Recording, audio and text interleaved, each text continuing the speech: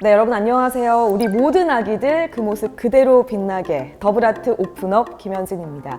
자, 이번 시간에도요, 저희 정우여 선생님과 함께 하겠습니다. 선생님 안녕하세요. 안녕하세요. 네. 지난번에는 우리가 또 정체성에 대한 이야기를 했는데 이번에는 또 아빠랑 함께하는 그 육아에 대해서 이야기를 나눠보려고 합니다.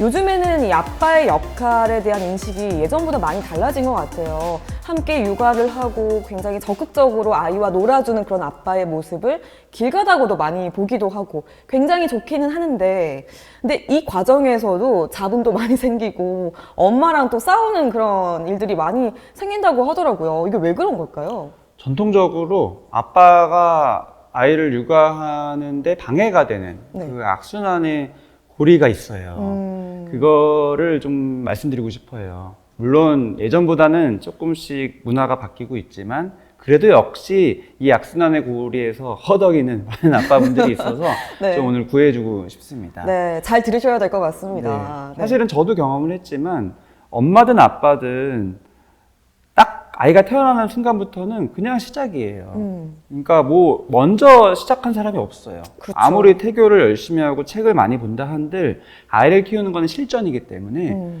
그때부터 시작이거든요. 네. 되게 그래서 아이 낳기 직전에 불안하고 뭐 어떻게 해야 될지 모르겠고 맞아요. 이런 느낌이 아빠뿐만 아니라 엄마도 있어요. 근데 조건이 좀 다르죠. 보통 아빠분들은 출산 휴가가 있어봤자 며칠이지만 엄마분들은 아무리 일을 해도 뭐 3달 정도 이상씩 있고 보통 1년 이상 육아휴직 하기도 하고 그런 기회를 통해서 그냥 몸으로 부딪히면서 익숙해지니까 잘하게 되고 이런 과정들이 보통 엄마분들한테 있거든요. 네. 근데 아빠분들은 거기서 좀 시작부터 조금은 점점점 갭이 이제 벌어지는 느낌. 시작점이 다른 거네요. 네, 그렇죠? 시장 같지만 바로 달라지는. 네. 네. 그래서 이게 아빠 자체의 고유한 어떤 성향, 기질, 남자라는 특성 자체가 부족한 건 아니다. 이 기회의 평등이 안 되는 거다라는 환경이? 얘기를 네. 꼭 드리고 싶어요. 왜냐하면 저의 경험도 그렇고 네. 처음부터 아이를 같이 돌봤더니 아빠라고 해서 못할 거는 딱 하나. 모유수유밖에 없어요.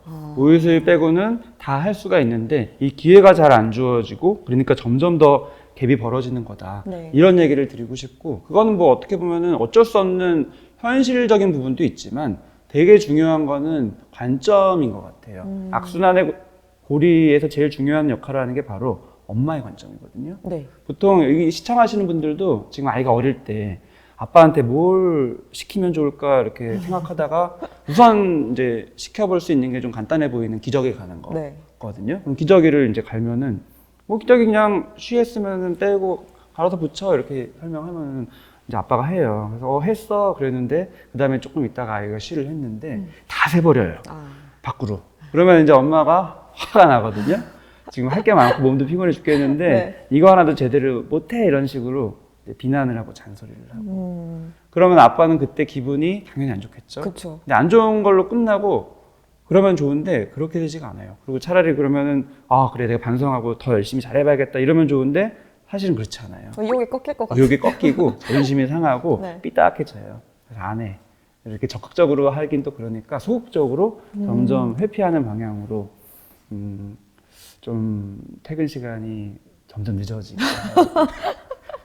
똑같은 회사 다니는데 아이가 태어난 이후로 주말에 갑자기 근무가 생기기도 하고 네. 뭐 아예 뭐 거짓말하는 건 아니지만 내가 선택할 수 있는 영역에서 나도 모르게 안 들어오는 선택을 하게 되는 경우들이 생기는 거가 되게 중요한 악순환의 포인트예요. 또 흔한 예로는 기저귀뿐만이 아니라 사실 이제 기저귀도 그게 처음부터 잘하는 사람이 없거든요. 그렇죠. 엄마도 처음에 해보니까 쉬 세는 경험을 좀 해보면서 아 이게 딱 평행하게 꼼꼼하게 딱 붙여야 되는구나를 경험하게 되는 거예요. 네. 아빠도 그걸 경험하면은 바로 돼요. 근데 그 기회를 안 주면은 이게 악순환이 되는 거예요. 그렇죠. 그리고 분유 역시도 처음에 또 쉬운 게 분유 타는 거 맡기는 거거든요. 분유 이렇게 타가지고 해 그러면 그래 이렇게 해주고 탄 다음에 흔들어요. 근데 흔드는데 갑자기 막 분유가 팍 튀고 새고 그런 거 보면 또 화가 나는데 비난하는데 사실은 그거 역시도 경험으로 아 이게 그냥 닫으면 안 되고 아주 잘 닫아야지 조금만 잘못 닫으면 이게 새는구나를 경험하면 그 다음에 이제 하게 되는 거거든요. 그 기회를 주면 되는데 그걸 못 참고 잔소리, 비난 하게 되면 의욕이 꺾이는 식으로 악순환 되는 게 진짜 많아요. 그래서 이게 처음부터 잘하는 사람은 없고 하면 되고 할 수 있는 기회를 주면 된다. 뭐 너무 완벽하게 이렇게 아빠를 컨트롤할 필요도 없고 그냥 악순환만 막으면 되는데 제일 포인트는 잔소리다. 잔소리 안 하는 게 진짜 중요해요. 참아야겠어요. 저의 개인적인 경험도 많은 분들이 궁금해하세요. 어떻게 하면 그렇게 아빠가 아이를 돌보게 됐냐. 네. 뭐 제 처음에 환경적인 상황적으로 전업육아 기간도 있었지만 저는 그것보다 더 중요하다고 생각하는 게 저희 아내의 어떤 특성인 것 같아요. 제가 아이를 처음부터 돌볼 때도 아내가 잔소리를 굉장히 안 했어요. 우와, 네. 보통은 잔소리 할 법하거든요. 네. 아까 말한 기저귀나 분유 이거 다 저도 경험했고 네. 그냥 하면서 되는 건데 그런 잔소리를 안 하고 오히려 그냥 한다는 것 자체에 의해서 만족하는 느낌. 그냥 냅두고 그냥 기다리는 느낌. 이렇게 됐었을 때 저는 마음의 여유를 가지고 하게 되더라고요. 근데 저뿐만이 아니라 주변에서 만나는 아이를 열심히 돌보는 아빠분들을 보면 공통점이 그 아빠분들이 막 너무 성실하고 그런 게 아니라 아내가 아빠의 실수나 이런 것들을 그냥 용납하고 기다려주는 그 분위기가 굉장히 공통적으로 많다는 걸 저는 경험을 했어요. 굉장히 현명하게 대처를 하신 거네요. 어떻게 보면은. 뭐 당연히 불만족스럽겠지만 네. 내가 당장 이렇게 한다고 해서 뭐 바뀌는 것도 아니고 그쵸. 기다릴 필요가 있다라는 그렇죠, 거죠. 그렇죠. 네. 그랬을 때 스스로 시행착오하면서 성장한다는 거. 이게 되게 중요한 엄마의 역할인 것 같아요. 그래서 이 악순환을 피하는 악순환의 고리에 빠지지 않게 하는 게 아빠의 노력보다는 엄마의 노력도 굉장히 크다. 그렇네요. 이 얘기를 좀 드리고 싶습니다. 이제 이 얘기 드리면 엄마분들이 별로 안 좋아해요, 사실. 그러면 우리 남편이 애를 안 보는 거 나 때문이라는 거냐? 이런. 그럴 수 있어요. 그게 아니라 네.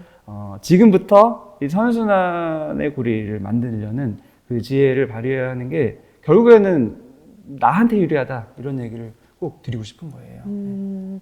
또 그렇게 하다 보면은 또 아이가 아빠랑 또 있는 시간이 또 많아지면서 또 아빠와의 또 애착 관계라고 해야 될까요? 이런 좋은 관계가 또 형성이 되니까 결국에는 선순환이 될 수밖에 없겠네요. 엄마가 조금 이렇게 인내하고 참음으로써. 네, 그런 식으로 되는데 현실은 악순환이 자꾸 되는 거예요. 그렇죠. 아빠가 거기서 이제 잔소리를 듣고 하면은 기분이 안 좋아지고 위축돼서 점점 회피를 하게 되면은 거기서부터 또 꼬이는 거예요. 그래서 회피를 하면 아이를 돌보는 시간이 점점 줄어들거든요. 네. 그러면은 아이를 잘 볼 수 있는 기회가 더 줄어들고 더 못하게 되고 더 중요한 거는 아이와의 관계, 정서적인 친밀감, 유대감 자체가 친밀해질 가능성이 점점 줄어드는 이런 식으로 시작부터 꼬이는 경우들이 되게 많아서 네. 적극적으로 이 악순환을 방지하고자 노력을 해야 된다. 아이가 태어나는 순간부터 흔히 아이가 출생하자마자 권장드리는 몇 가지가 있는데 네. 신체적인 접촉 너무 중요하다. 근데 엄마분들이 못 견뎌요.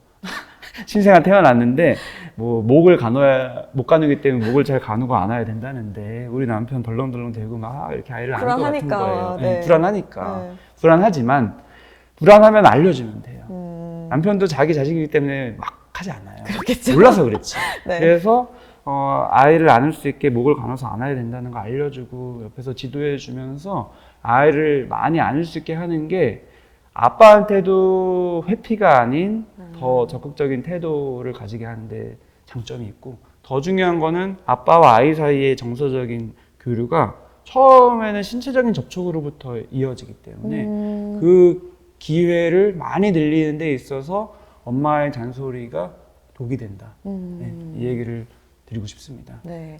또 그렇게 보면은 신체적인 접촉을 또 가장 많이 할 수 있는 것 중에 하나가 또 아기를 목욕시켜 주는 것도 하나의 좋은 방법이 될 수가 있겠죠. 네, 목욕 역시도 마찬가지예요. 네. 사실은 목욕 굉장히 힘들고 어렵게 느껴지기 때문에 엄마분들이 맡기기 쉽지 않은데 사실은 엄마가 출산 후에 여러 가지 관절도 안 좋고 맞아요. 그래서 목욕이 사실 엄마한테 되게 독이에요. 그래서 아빠한테 좀 믿고 맡기고 그거를 잘 알려주고 같이 뭐 요즘에 유튜브도 많고 해서 교육을 받아서 이렇게 할 수 있거든요. 하나하나 자꾸 해보게 하는 거. 잔소리보다는 해보게 하는 게 너무 중요하다. 이런 얘기를 좀 드리고 싶습니다. 네, 인정하고 좀 잘한다 좀 칭찬도 해주고 그러면서 아빠가 좀 능동적으로 더 적극적으로 육아에 임할 수 있게 하는 것 이것이 굉장히 중요하겠다라는 것을 또 배우는 것 같습니다. 자, 엄마 아빠를 위한 버블아트 오픈업 저희 다음 시간은 또 새로운 주제로 우리 선생님과 함께 하도록 하겠습니다. 선생님 오늘 고맙습니다. 감사합니다.